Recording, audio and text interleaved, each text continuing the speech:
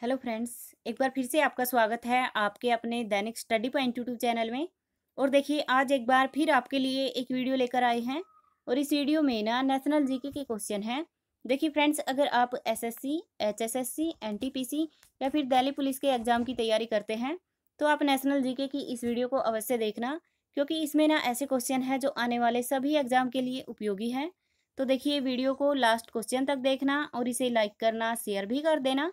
और अगर आप पहली बार हमारे चैनल पर आए हैं तो चैनल को सब्सक्राइब कर लेना और बेल आइकन के बटन को दबा लेना, ताकि हम कोई भी वीडियो डालें तो उसका नोटिफिकेशन आप ही के पास आए। तो देखिए फ्रेंड्स, आज की इस वीडियो में भी आपके लिए टेस्ट रहेगा, तो आप अपना टेस्ट लगाना और देखना कि आप इनमें से कितने सही कर सकते हैं। तो चलिए देखते हैं आज का पहला क्वेश्चन। तो देखिए पहला क्वेश्चन है, लूनी क्या है। तो देखिए इसमें देखना है लूनी है ये क्या है। तो देखिए लूनी है ये है एक नदी और इसमें ऑप्शन बी सही है। अगला क्वेश्चन है, भारत की खारे पानी की सबसे बड़ी झील कौन सी है। तो देखिए भारत की खारे पानी की सबसे बड़ी झील देखना है ये कौन सी है। तो ये झील है चिल्का झील और इसमें ऑप्शन ए सही है। अगला क्वेश्चन है, भारत की खारे पानी की सबसे बड़ी चिल्का झील किस राज्य में है। तो देखिए भारत की खारे पानी की सबसे बड़ी झील है चिल्का झील, लेकिन ये है किस राज्य में ये देखना है। तो ये है उड़ीसा में और इसमें ऑप्शन डी सही है। अगला क्वेश्चन है, लक्षद्वीप का लक्षद्वीप नाम कब रखा गया। तो देखिए लक्षद्वीप है, इसका लक्षद्वीप नाम रखा गया 1973 में और इसमें ऑप्शन ए सही है। अगला क्वेश्चन है, निम्नलिखित में से लक्षद्वीप की राजधानी कौन सी है।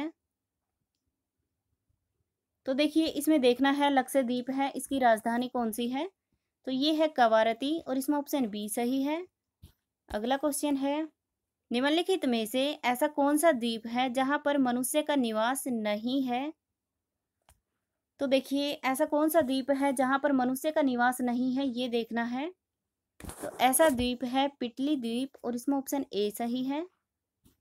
अगला क्वेश्चन है, निम्नलिखित में से पिटली द्वीप पर क्या है।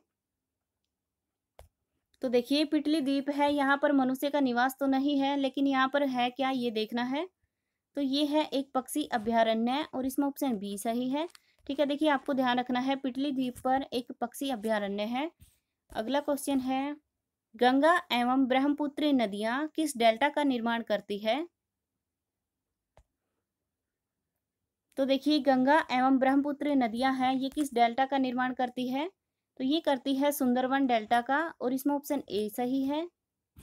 अगला क्वेश्चन है, सुंदरवन डेल्टा पर क्या पाए जाते हैं।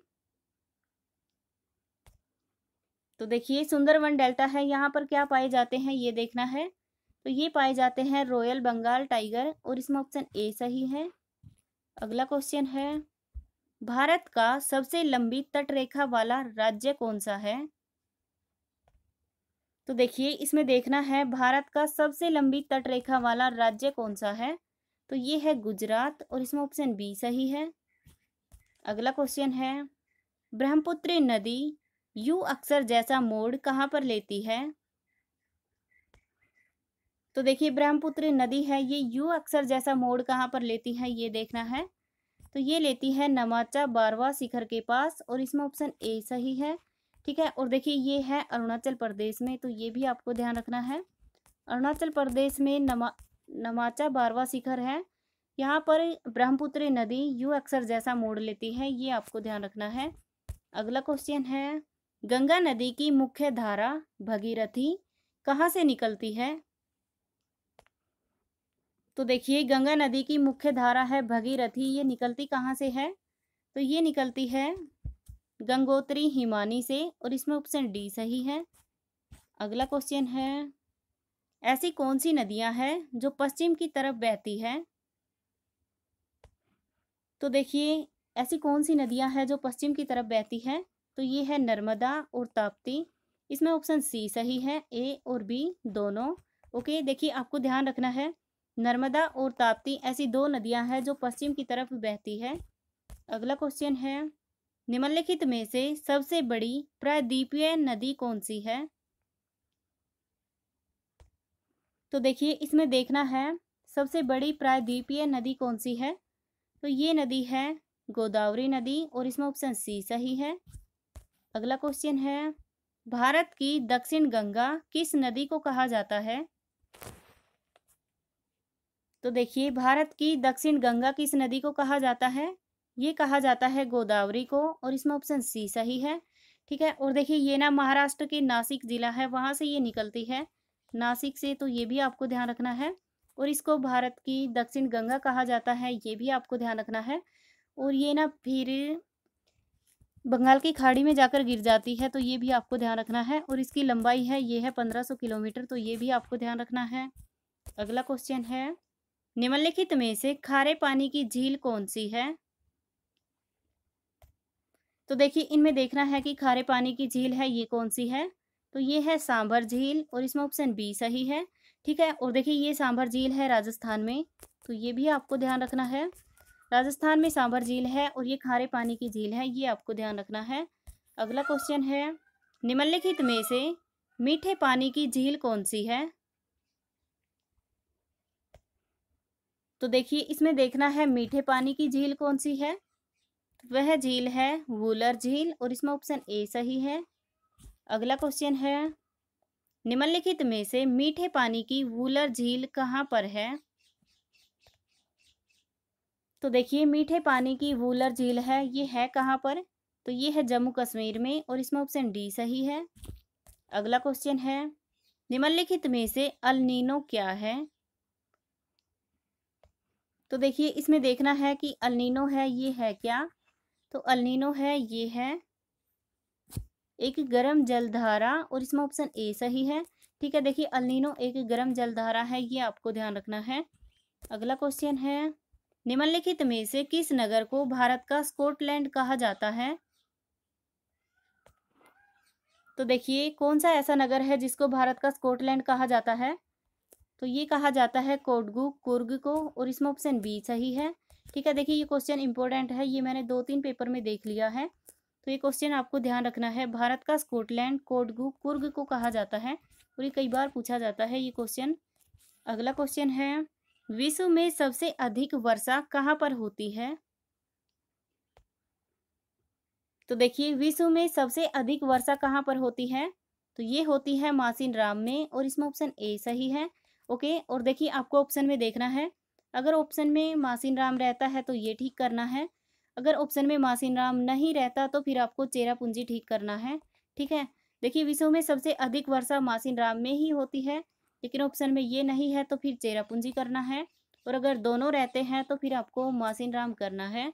अगला क्वेश्चन है, भारत में मैंग्रोव वन कहाँ पर पाए जाते हैं।